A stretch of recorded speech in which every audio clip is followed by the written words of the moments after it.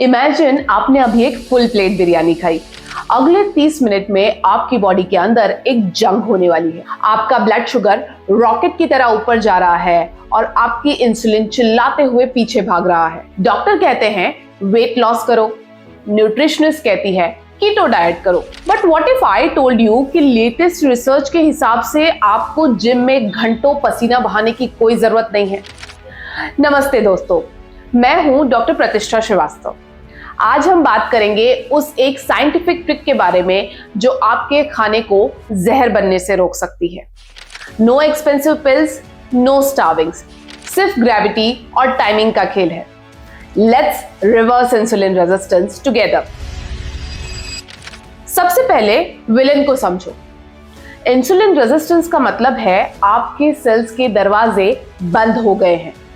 जब आप खाना खाते हैं, शुगर ब्लड में आता है। नॉर्मल बॉडी में इंसुलिन का दरवाजा खुलता है और शुगर सेल के अंदर चला जाता है।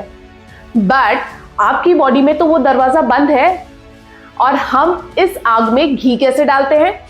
खाना खाया और सीधा सोफा पर लेट गए या डेस्क पर बैठ गए। इससे हम कहते हैं द सेडेंटरी स्पाइक। जब आप खाना खाकर बैठ जाते हैं, आपकी मसल्स ऑफ मोड में चली जाती हैं। वो शुगर को एब्जॉर्ब नहीं करती और वो सारा शुगर ब्लड में घूमता रहता है और डैमेज करता रहता है। इसका सॉल्यूशन डाइट नहीं है, इसका सॉल्यूशन है मसल को ऑन करना at the right time. Let's look at the data.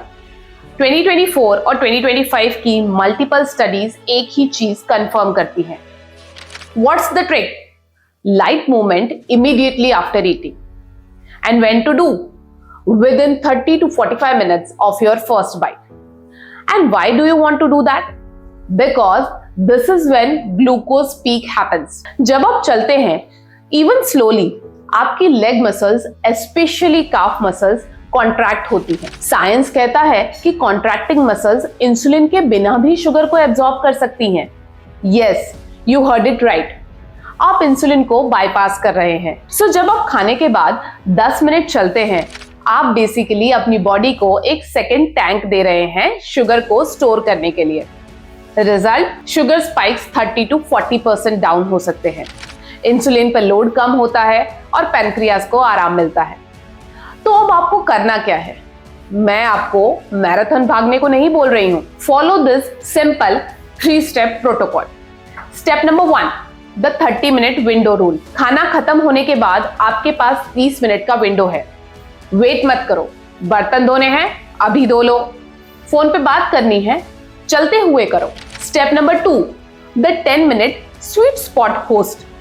Research कहती है कि सिर्फ 10 मिनट की लाइट वॉकिंग भी सिग्निफिकेंट रिजल्ट दे सकती है। अगर आप ऑफिस में हैं तो यूज स्टेयर्स, कॉरिडोर में वॉक कर सकते हैं। तेज नहीं भागना है, हमें कैलोरी बर्न नहीं करनी है, हमें बस मसल को एक्टिवेट करना है। Slow walking is perfect. Step number 3, the soleus pushups.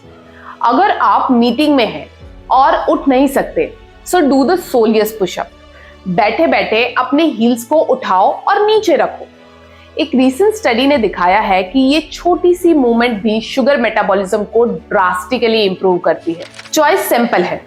अगर वही पुरानी गलती करते रहोगे, खाना खाओगे, बैठ जाओगे, तो आपके इंसुलिन रेजिस्टेंस बढ़ता जाएगा।